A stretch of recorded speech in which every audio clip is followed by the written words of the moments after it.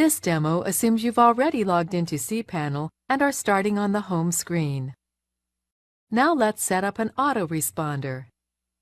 Click the Autoresponders icon.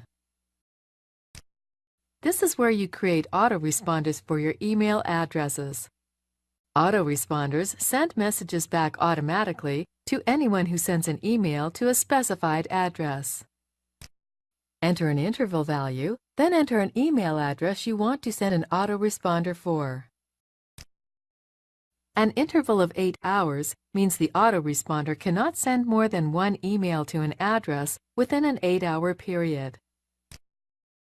Now complete the rest of the autoresponder email.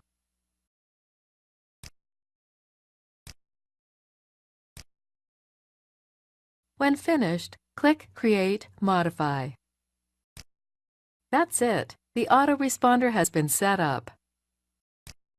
Now, when someone sends an email to John, the out-of-office email will automatically be sent to them. This is the end of the tutorial. You now know how to set up an autoresponder in cPanel.